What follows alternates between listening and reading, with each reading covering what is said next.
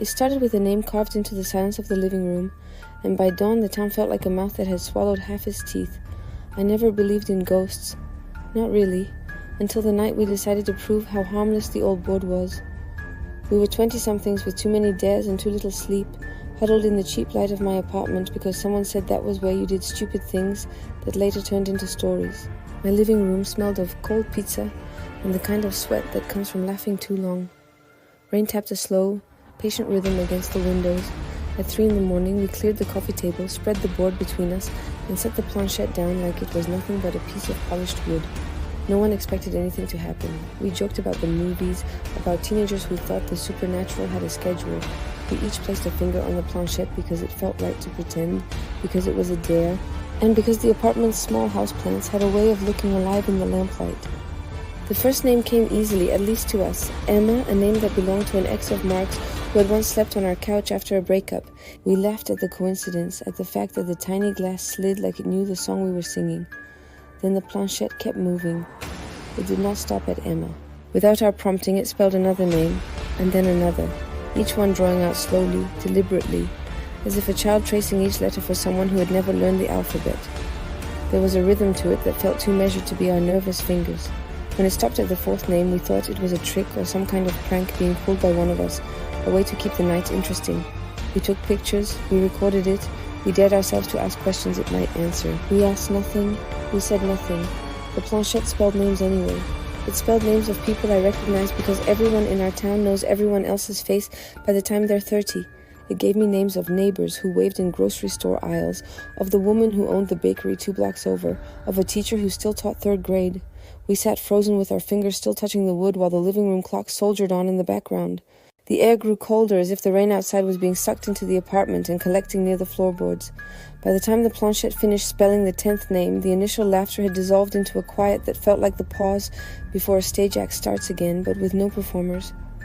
The next morning, the headlines were not yet on anyone's phones because no one had checked their phones. Instead, my feed filled with frantic texts. Emma's name was the first. She had not shown up for work and had not answered calls. Someone joked about sleepovers gone wrong, but then the bakery owner's sister posted that she couldn't find her mother. Messages multiplied in a way that felt like panic copying itself. By midday, the town's online neighborhood board, usually a catalog of lost cats and community yard sales, was a thread of worried sentences and photos taken from porches and security cameras showing nothing but empty streets. We told ourselves it was coincidence and someone was making a joke that had spiraled, that the people named were off the grid. We told ourselves that until we watched a shaky phone video posted by a neighbor of Mark's grandmother walking home at dusk, and then simply not being there in the next frame like a cut in film. The disappearance made the joke thin and brittle. Every day the planchette's names matched someone else who would go missing within 24 hours. We tried to stop saying the names, as if silence could become a shield, but the same heaviness that had come with the board followed us like weather. We began seeing little things. The bakery's morning bread left unsold because no one was there to cut it, a school principal's car sitting in a driveway with the engine gone cold, and no footstep sounds leading away. The town's police made statements about missing persons, about ongoing investigations, about hoping for leads. Their words felt like polite curtains drawn across a stage while the scene behind them continued. We met in my apartment in different assortments, sometimes 2 of us, sometimes all 6, because the board had become an accusation and we were the accused. We argued about responsibility the way people argue about whether to move a chess piece when the other player made a mistake. Some wanted to burn it, some wanted to bury it beneath something heavy. Some were convinced we had to keep using it until it told us how to reverse whatever it was doing. When we touched it, the planchette was always cool and smooth like glass that had been chilled in freezer air. On the 4th night after the first name, I woke at 3, not from a sound, but from a thought that felt like an animal pressing against my ribs. A name. I wrote it down in the dark and told myself I would tell no one. I told myself that writing it down would be containment. The next day, the person whose name I had whispered across a pillow vanished from a local hiking trail, while a group of friends stood only a few minutes behind. They said they had heard nothing and seen nothing, only that the woods were suddenly empty where someone had been a moment before. The town learned how fragile its collective sense of self could be when ordinary things stopped adding up. Our bodies learned a different lesson, that dread is not an abstract. It is a thing that inhabits your throat and your teeth, that accumulates behind your eyes until your vision is smeared with static. When you step outside now, you can feel the absence of people like pressure behind a wall. Doors that used to open with a confidence to them now click like they are being watched before they give way. We kept the board in the closet because it seemed obscene to throw it away, and equally obscene to keep it out. At night, some of us would find ourselves pressing our palms to the wood through the closet door and whispering apologies into the grain. The planchette never moved unless fingers touched it. The logic of that small fact kept me awake more than anything else. The board needed us to act, and so we were the instruments. Last week, an unfamiliar name came through on a neighbor's voicemail. The voice was not human and yet sounded like the person it said it didn't belong to, reciting a series of names in a sentence that made our stomachs drop. We keep bringing what wants to leave. No one knew what it meant exactly, only that it sounded like something clearing its throat to explain a habit it could not stop. I no longer go out at night unless I have to. I have stopped attending parties that end after midnight because I do not like the idea of curious fingers tracing letters on a board that already knows more names than it should. Sometimes I walk the streets with the list of those gone tucked in my pocket as if carrying their absence might anchor me. The list grows slower now, not because the board forgot how to spell, but because it might be waiting. There is one thing I still do not know and cannot make myself ask. Does the planchette spell names because someone is calling, or because someone is teaching it to call? We pretend that knowledge is a stair we can climb down safely, that there is a staircase with lights and a door at the bottom, but the truth feels like a cliff with a graveyard at its edge. Tonight I keep the closet locked and the chain unhooked from the inside, and still I check the hallway as if the house might breathe differently when everyone in it is awake. The rain has started again, and the sound against the glass is the same slow, patient rhythm it was the night we left. I sometimes think I can hear faint scratching from the closet, like the planchette tapping against wood as if it's making a list and waiting for us to look up and read the next name aloud.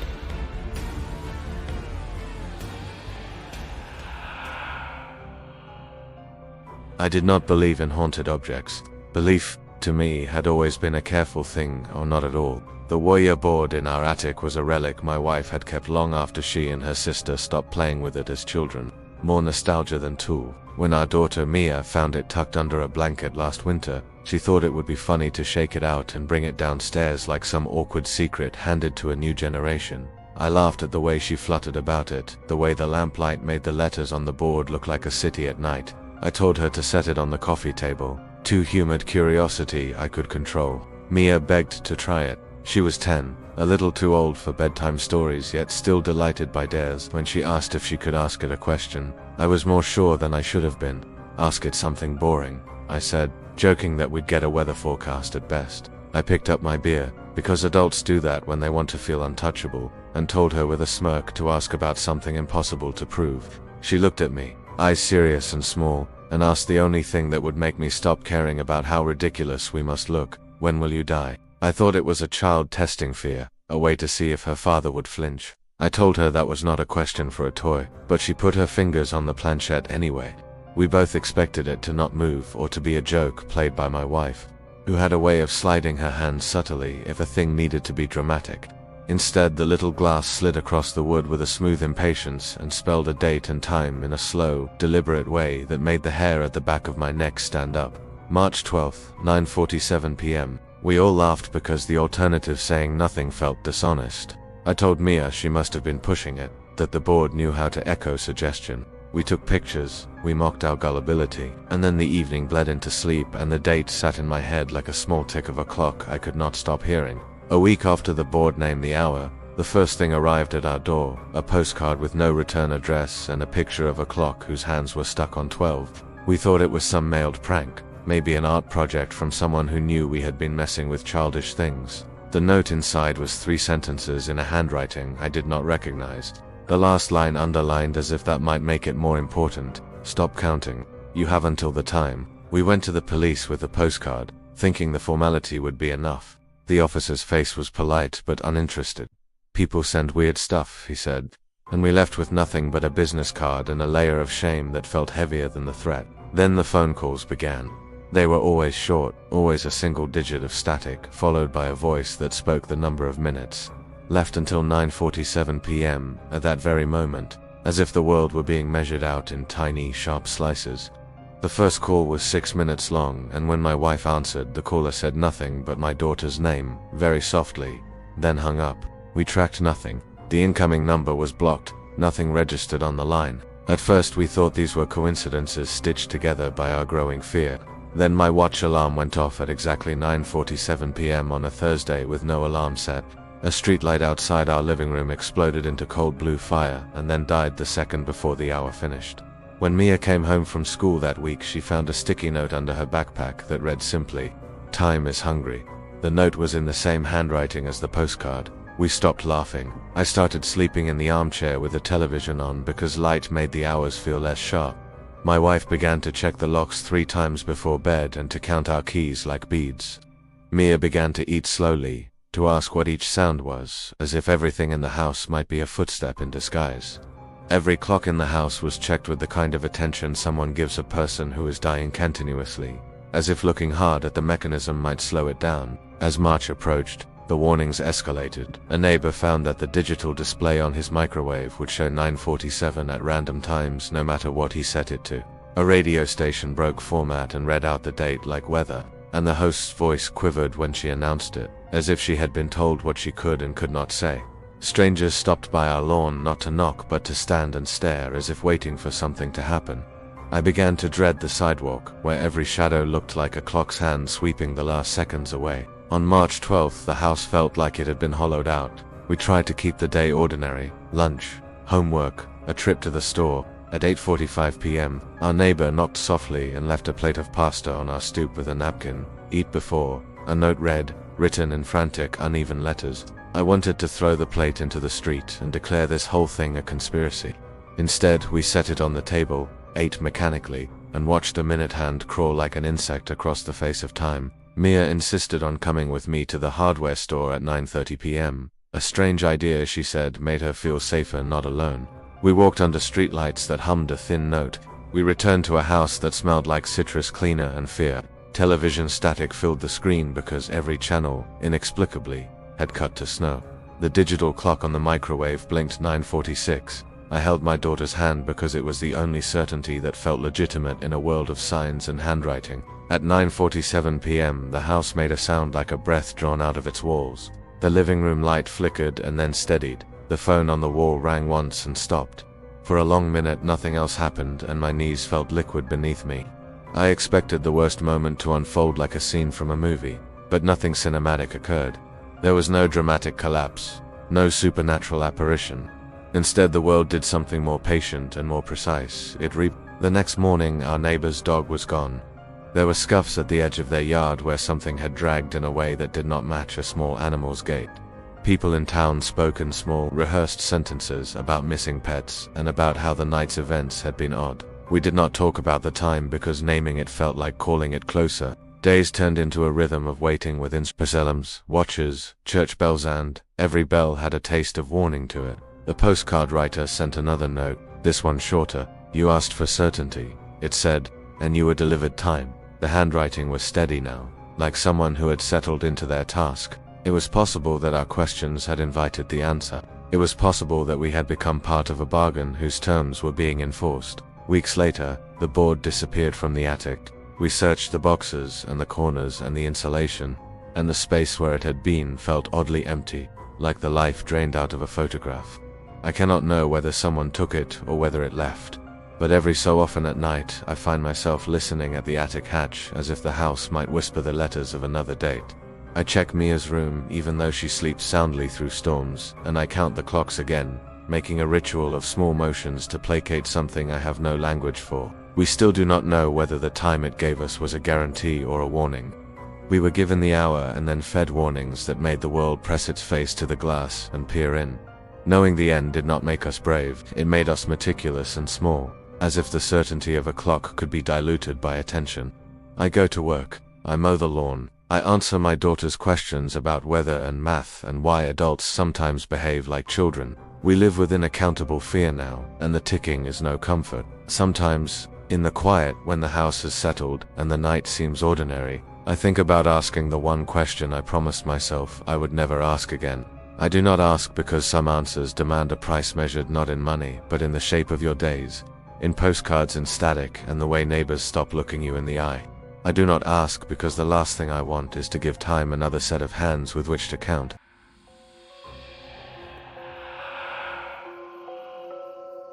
I locked the Ouija board in the attic because it had made the house into a room I did not recognize, because the planchette had gone from being a toy to a command I could not refuse. That night had been violent in the way ordinary things become violent when someone decides the rules have changed. The lamp had toppled over without touching it, the air had gone thin and metallic, and the planchette had jerked under our fingers as if someone had seized it from below. I grabbed it and shoved it into a cardboard box, taped the lid, carried the box up the attic ladder that creaked the way an old clock coughs, and strapped the board inside a trunk with a padlock I had bought at the hardware store. I told myself that was the end of it. I told my husband not to go up there. I promised our daughter it was over. 3 nights later, before sunrise, I reached for the corner of the pillow and found a folded scrap of paper tucked there like a secret. The paper was small and thin, the kind left behind from a child's paper chain, and when I unfolded it, I saw the board's uneven script leaning against the white, like it had been written by a hand that wanted to be careful about who read it. Look in the kitchen drawer. At first I thought I had placed it there in a sleepwalking fugue, because that is the explanation one tells oneself when the world becomes inconvenient. I checked the kitchen drawer with my phone's light, and inside, under the rubber bands and stray grocery lists, I found another scrap. Do not tell him. The paper smelled faintly of attic dust, as if it had been folded into the house's bones, and then slipped into our bed while we slept. I stopped sleeping. I started sleeping with my hands clenched so tight they ached in the mornings, because the idea of waking and finding a note under my pillow made my chest tight as if my ribs were being counted.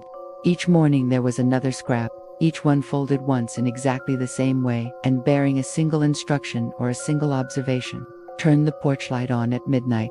Leave the back gate unlocked. Stop answering cell phones after 10. They were always written in that same slanted hand, never more than 7 words, never a signature. They were not polite, they were not friendly, they were precise, because the notes were small and their commands mundane at first. I obeyed them as if they were a stubborn recipe rather than a demand from something that belonged in our attic. If one told me to leave the kettle out, I left it. If another told me to empty a trash bin at 3 in the morning, I went outside and did it, standing under the sodium glow of the streetlight, with my breath smoking. Each time I followed an instruction and nothing dramatic occurred, my own sense of danger dimmed and then brightened again, like a lighthouse turning. The ordinary nature of the things made the extraordinary possibility more terrifying because they suggested a patience and a plan that worked in small, ordinary steps. When the commands became less ordinary, the house started to feel like a stage where I had been drafted without an audition. I found a note that read, "Call your sister and ask if she remembers the lake." I called her and she remembered nothing at first. Then, after I repeated the words she had not thought of in years, she cried because the memory of a child's voice calling from the water door returned to her like a bell. Another scrap said, "Put a chair in the attic hatch tonight." I would not do it at first.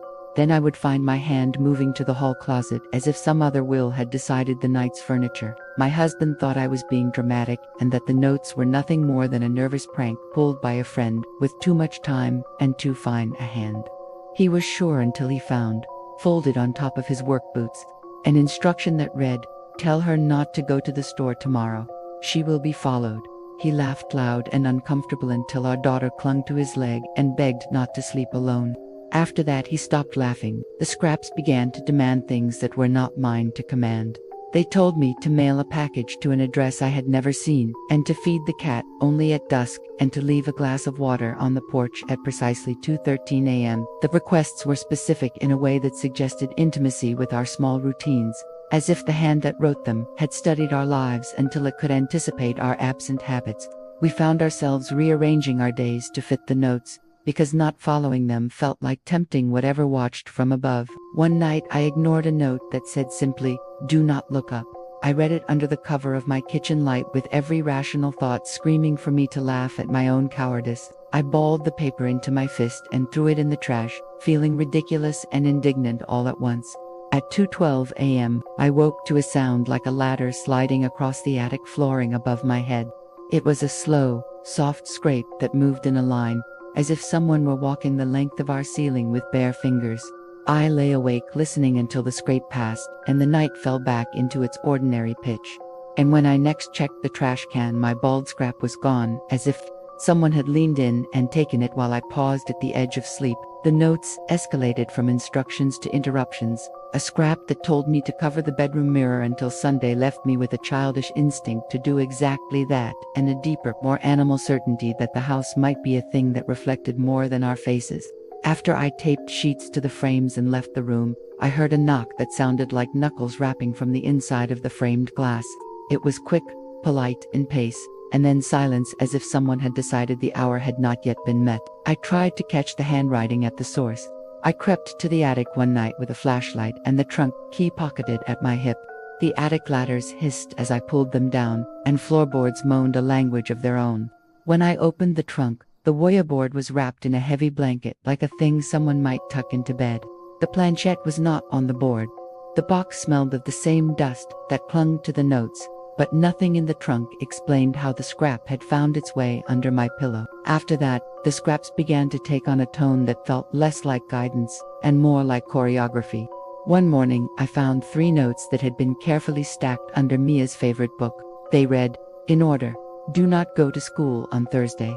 If she insists, send her with snacks but no phone, and tell her the attic is closed for repairs. I told myself we had to resist the instructions that seemed to isolate our child from the world, and for an hour I nearly persuaded myself we had succeeded, until Mia came home that afternoon with a note of her own folded into her backpack. Her note was not in the same hand. It was written in a child's rushed script and tucked between math homework. Mom, someone left this in my locker. It says, thank you. There are rules I have kept since the first scrap under the pillow. I do not tell anyone where the notes are kept. I never write their words down in a way that can be quantified.